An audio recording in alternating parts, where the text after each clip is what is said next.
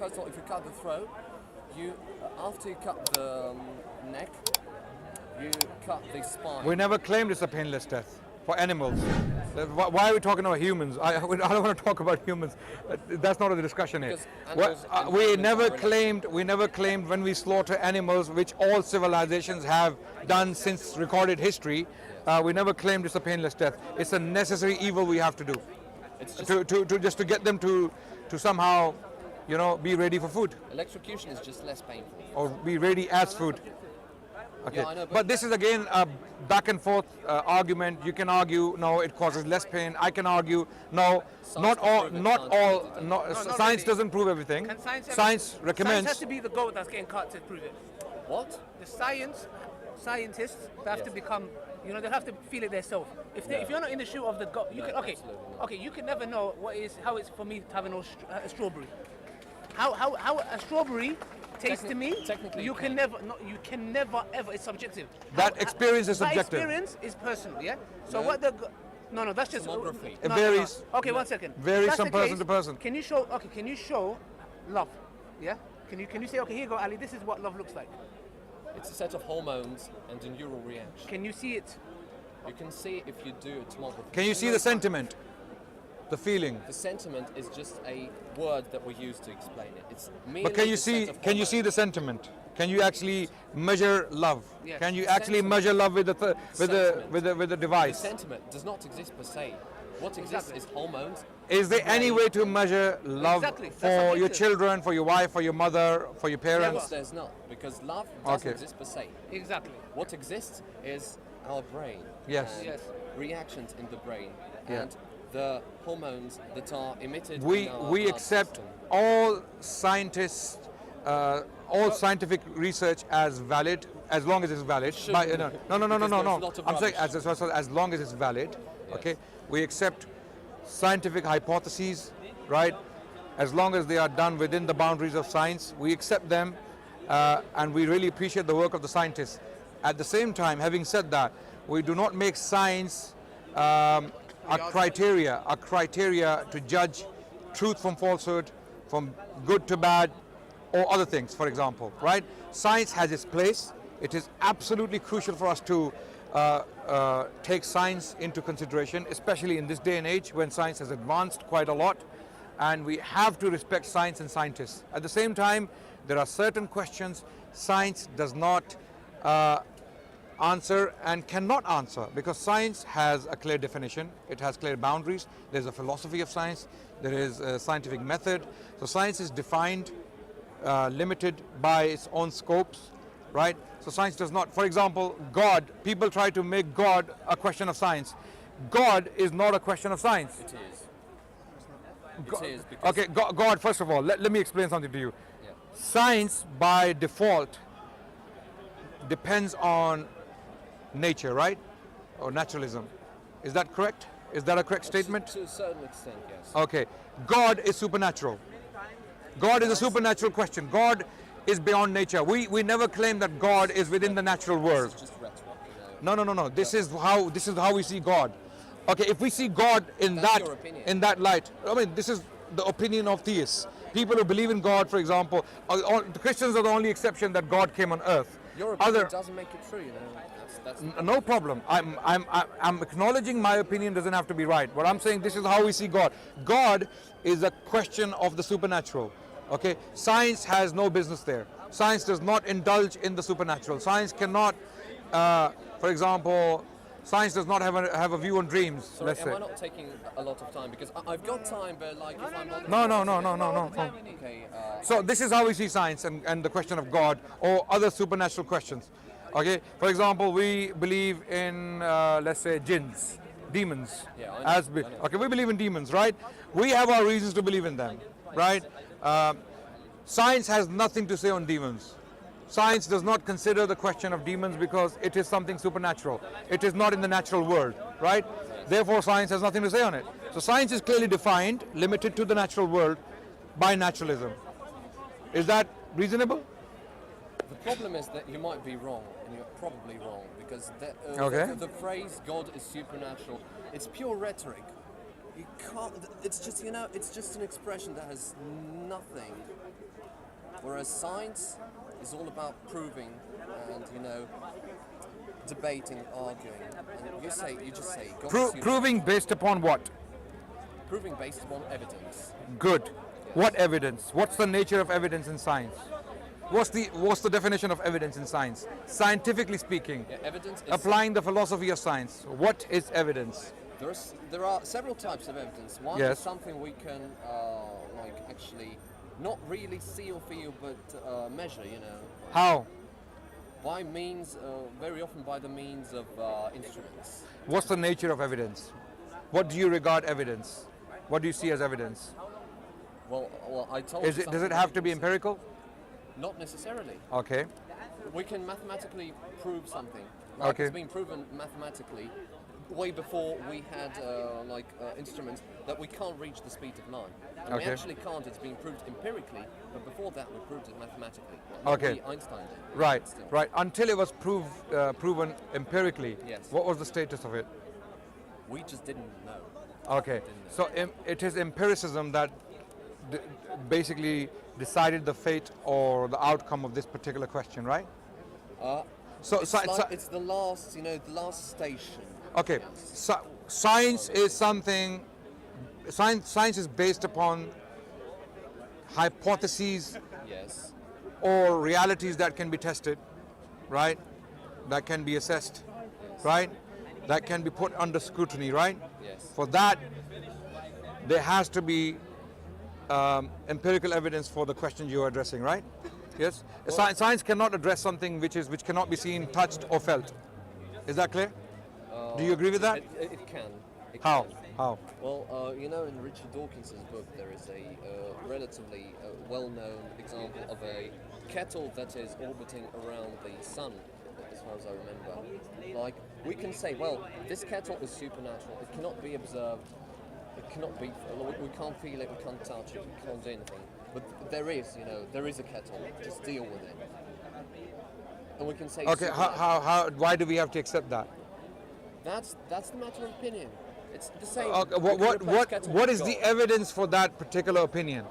The evidence. None. Well, obviously, when someone proposes a theory, I think there is a blue monkey flying around in the heavens. Yes. 50,000 miles away from here.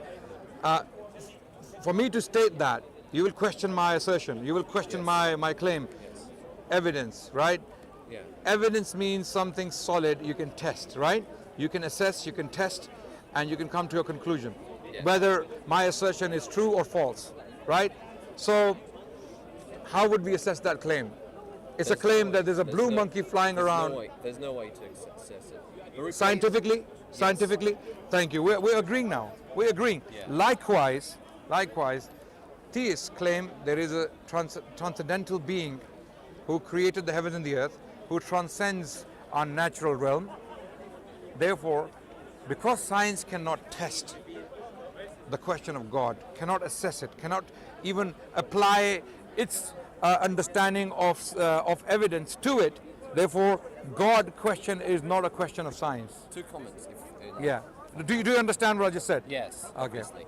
Okay. First of all, the matter of. Do you agree with that, the Sheikh matter Mansur?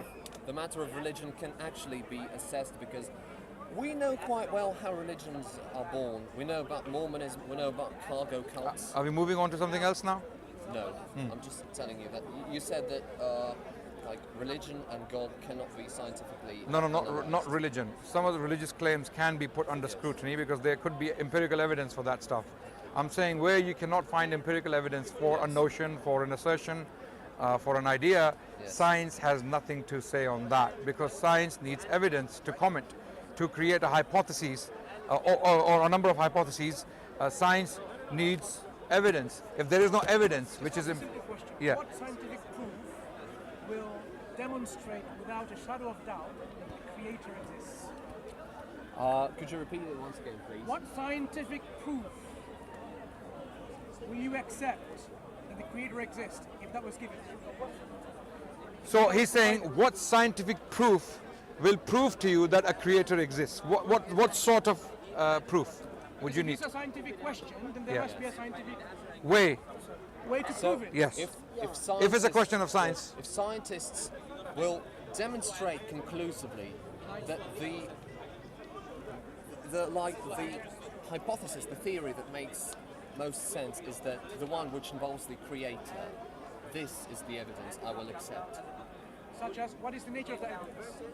Such as, if we were to take all the theories and compare them point by point, and it would be demonstrated that evolutionary theory, other theories explain the origin of life a lot worse than the creator theory. The question is about existence of the creator, not about how the world works.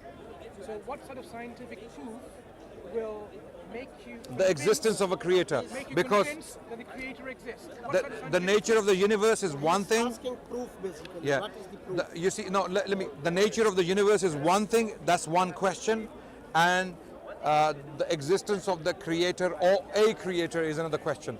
What scientific proof would you need to prove the existence of a creator? But didn't I tell you this? No, you didn't. No, you're talking about the nature of the universe, how universe works, how human origin works. You're talking about these things. We're not talking about the creator yet. So, what scientific proof would we need to prove a creator? But, well, don't we accept that the creator is the part of the universe? No, we don't accept that. Then that does really make sense, because there's nothing, according to the definition of the universe, there's nothing outside of the universe. So you now agree with Adnan that it's not a scientific question. It is not within the scope of science to talk about the creator. Thank you. It's not in the universe. Is that now, because now you've understood my... That's what I wanted. That was my second point. Doesn't it? So just because the mic cannot hear Mansur.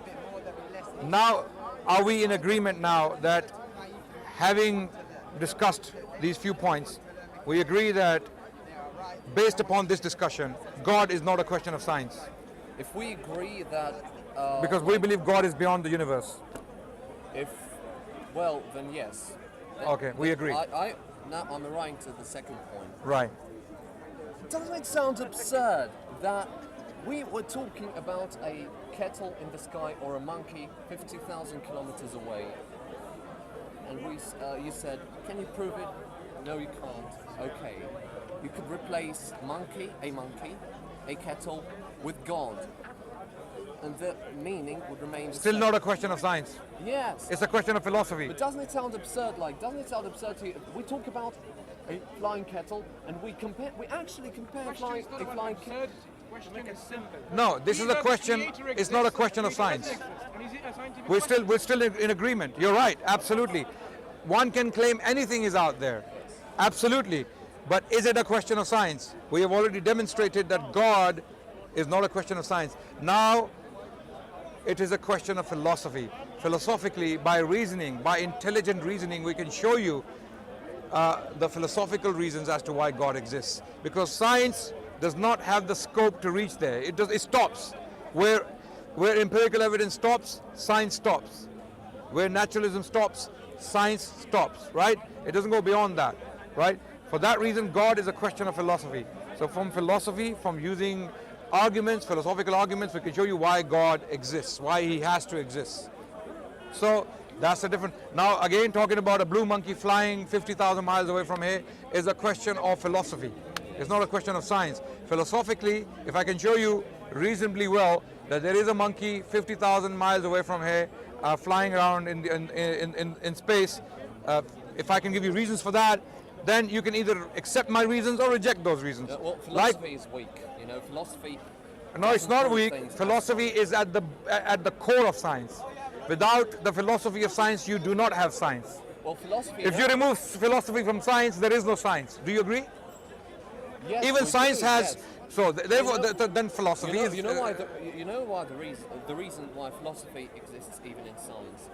Because science needs it. No. Without philosophy of science, science wouldn't make sense. No, because reality is objective.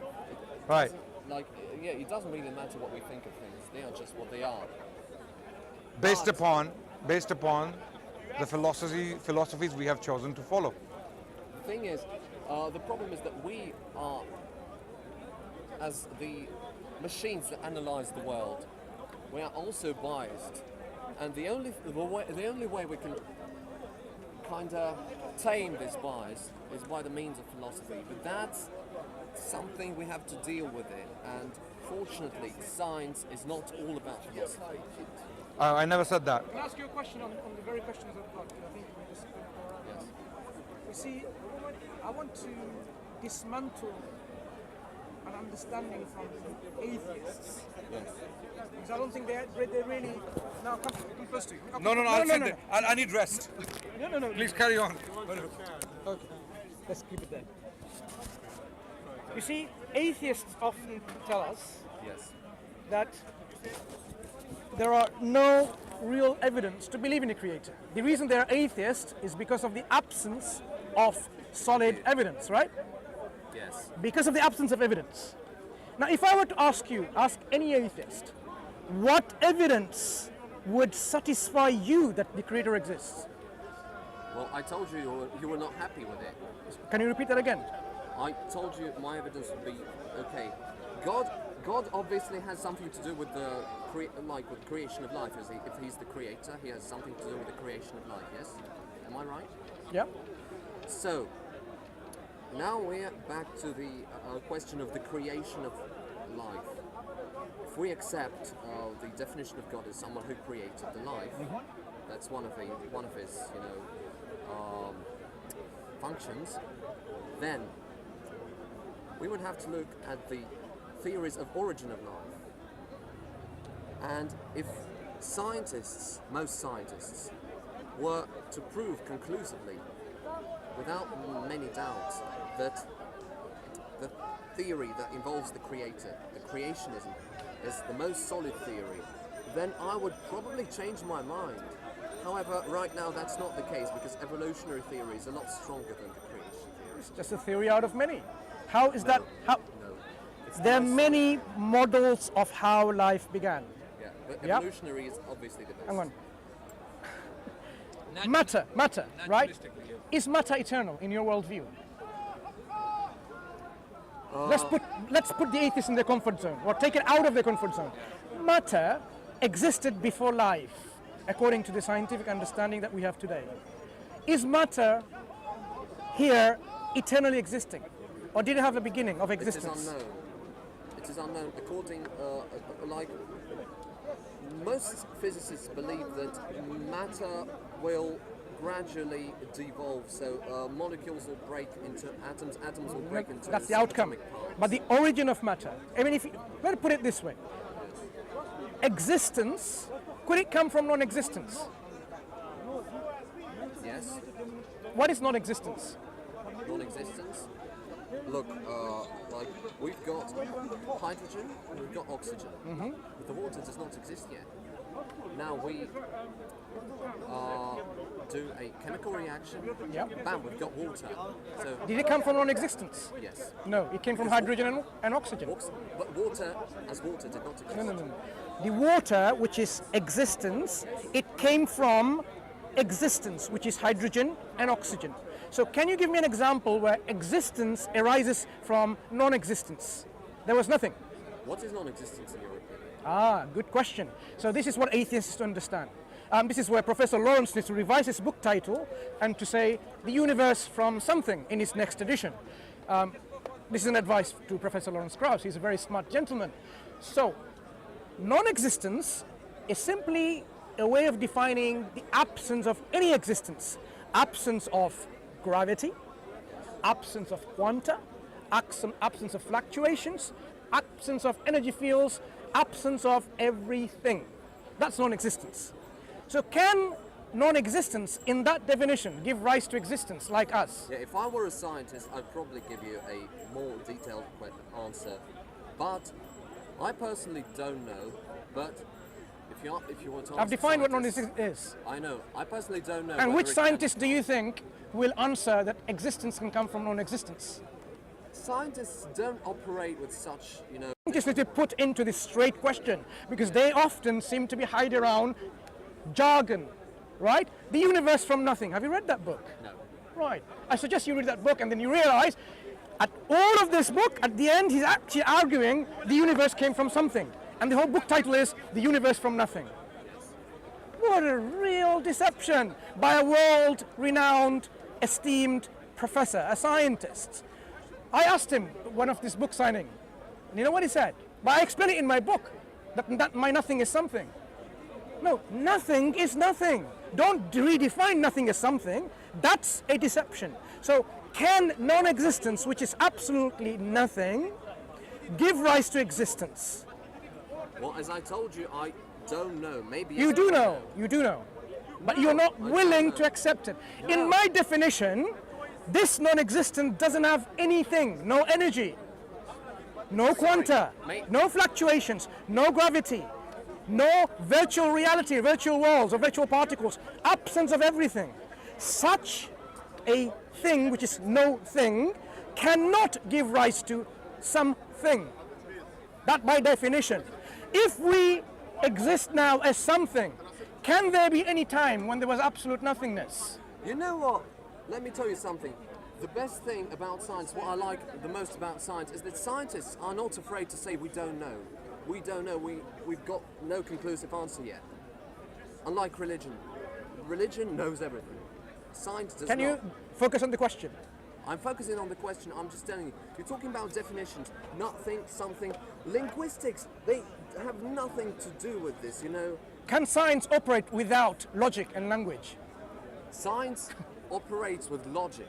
Science Logic obviously and operates with language. Can you have But logic without scientists- language? But scientists do not use the like the morphemes, the way the word is constructed, to reason something. Okay. Do you know why? Do you know this question is very difficult for the atheists? Do you know that? Do you know how many atheists I've discussed this question with? And every single time, the atheist is on the back foot, and as if like, it's time to go home. You know, I've got a party to attend, or we don't know. Many Why other are you so excuses. belligerent? Listen. No, no. why? What does it mean belligerent? Belligerent, like you're waging war against. Look, I'm not waging a war against you. I'm simply saying, you know what something is. If I say I have no money in my wallet, you don't mean, oh, but you may have a bank that you can borrow money from. You may have a friend. I'm simply saying I have no money on my wallet. If I have no money on my wallet, and I have no banks, and I have no friends to borrow or anyone to borrow, can I give you £50? Obviously you can't.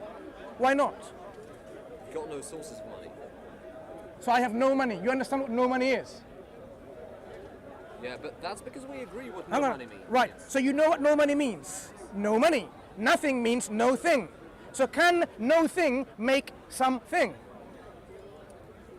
It's simple. It's simple. But it's the reason why you are not willing to accept it, because it has consequences of accepting it. Because that means two things. I'll tell you. You don't have to answer it. It's a rhetorical statement. I've asked many times, and I know the answers many times, but given. If something exists today, there has to be always something. Problem number one.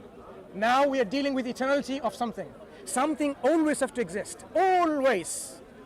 Either it's our universe, our cosmos, or another universe or another verse, multiverse that gives rise to the universe. There has to be something always in existence. Or the creator who created this cosmos, who has to always exist. You have no other option.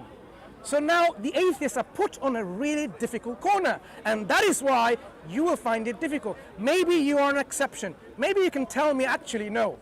Nothing which has nothing whatsoever can give rise to something in this way. Would you like to share that with me?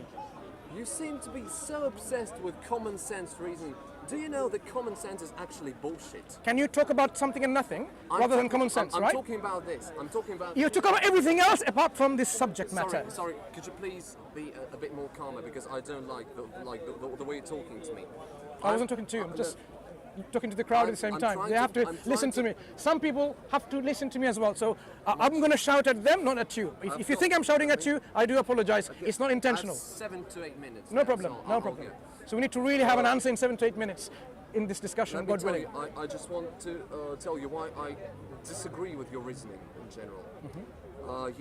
When you talk about the example with the money and nothing and something, the definition of these words, you're involving common sense. Yes. Common sense is not good. Carry on. Yes, but many things actually that are true go against common sense. They go against what we find obvious, and that's why I say I don't know. From the point of common sense, it seems impossible for something to appear out of nothing. But again, I know that there are a lot of things in nature that seem like Have you seen anything mind-boggling. coming out from nothing? Have you seen anything coming out of nothing?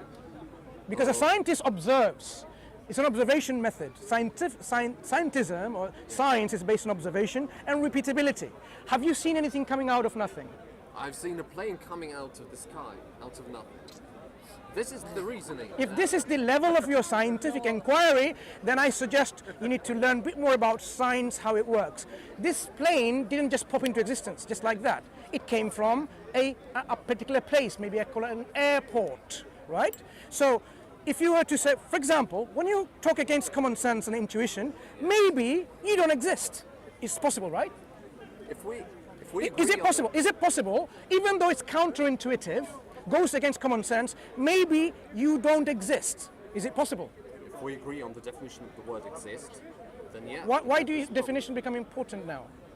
That's exactly what I was trying to do earlier. I was defining my nothing, and I was defining what something. If you are going to base your argument, base the arguments on the definitions that we're working on. So our working model, like evolution, doesn't mean banana come from apes. That doesn't mean, that's not how evolution works, right? It's defined in a particular working paradigm. Likewise, nothing has a definition, something has a definition. If you really want to discuss this matter, this is the subject. Sorry. I have accepted. Yeah. the Can definition. something arise from nothing? Simple. Is it going online, by the way? Is it going online? It's probably live as well. So Can I people are watch in. I want to watch myself later. Yeah, do watch it. So now, engage with me, please. Can something arise from absolute nothing? I told you already, and I'll repeat my answer. You'll tell me no, you do know, but I will still say I do not know, and I've got my reasons to say that. What are But your the reasons? The reasons I told you that first of all, a lot of things are counterintuitive, and even if I accept the definition of nothing as the absence of matter, from the perspective of common sense, it seems improbable. But then I understand that, well, it can happen, maybe I just don't understand it. Because brains are biased. Brains are the product of evolution. Of course they are biased. No, we can't see we can't see the small water droplets, we can't see molecules, but bacteria probably can. That's the reason. They can sense them. Also, what I was trying to say, sorry, I study statistics at a university, and the normal distribution, the bell curve, it looks like this, and it fades very quickly. But the range, the domain of which it is defined, is minus infinity to plus infinity, which means that if we were to take, predict a height of a person, the average height is say 175. The deviation is 10 centimeters, which would tell us that 99% of the people are within the range of 145 to 205 centimeters. But statistically, we can find a person who's 50 meters tall. Yes. 50 meters tall, yeah? Yes, statistically we can, because 50 meters tall, a person. Do you know how much is 50 meters? I know How much? Can you show me? Roughly size of the tree? 2 trees. Yeah, so we can find a person 50 meters tall. Yes. The probability would be probably 10 to the minus 500, so it would be almost zero, but it will never be zero. Like, you can Google normal distribution, you can see the bell curve, it doesn't... Can I give you an example of something that, let's see how you put it in your distribution curve. Yes. A triangle with 4 sides. A triangle with 4 sides. Yeah. Put it on This your is- distribution curve this and is tell not me, normal. please, I'm giving you an example of a triangle with 4 sides. Is it possible? Don't say it's impossible, because in your definition, everything is No. possible, You're wrong. maybe highly improbable. You're wrong. Okay, so something coming out of nothing, is it probable or impossible? You're wrong about triangles. I'm not going. No, I'm talking about examples now. No, so when we talk this about, example is flawed. You know why? Because why is it all flawed? triangles have 3 sides by definition. So By definition. 100%. Exactly. 100% of triangles. This is not a normal distribution. Right. This has nothing to do with normality. So you answered my question. Thank you very much. Well, By talking about definition, a triangle has 3 sides, not 4 sides. So you cannot talk about a triangle having 4 sides or 5 sides because by definition it's restricted to 3 sides. By definition, my nothing was restricted to absence of everything. So you cannot then say, when the absence of everything is, it can bring about something. Nonsense. Do you see how your counterintuitiveness doesn't help? Because now I can say, look, it's counterintuitive to have a triangle with 4 sides. It's counterintuitive. How can you have it? How can you have a triangle with 4 sides? It's counterintuitive. It doesn't make sense. I'm arguing on your behalf. It doesn't make sense. But you will then say, but it's possible. But you argue again against yourself. But it's not possible because of definition. So I've already defined, by definition, nothing is the absence of everything. So how can it even make something when it doesn't even have anything? It has no energy to make anything. It has no gravity, no fields, no quanta, no quarks, no leptons, hadrons, gluons, boson, Higgs, whatever. It cannot originate something. This is how simple it is to dismantle the atheist claims. The claim I was asking to dismantle about this atheist of not yourself, you may be a very interesting individual with views which are not really crazy as many atheists. Atheists believe or non-believe in a creator because of the absence of belief. If you ask them, what belief, what will make you believe, what evidence? There is no evidence on planet Earth or in our cosmos that you can give that will convince them, because there is no evidence that will be convincing. That means the question of, oh, I'm atheist because there's no evidence, is really a very rhetorical statement, because you are not open to any evidence. So You're simply saying there is no... Are you talking to me or are you talking to the audience? Because Now, would you like to tell me about something and nothing? What are your reasons, apart from counterintuitiveness, that nothing can generate something? Sorry, this is just crazy, because you said something about atheists, that atheists believe that the creator does not exist. That's not how a mind of a scientifically based atheist works. That's not scientists. What scientific proof would convince them? You said about the origins of life, right? Let's focus on that. Develop that. Origins of life. Yeah. Obviously, no scientist was there, so it's a projection.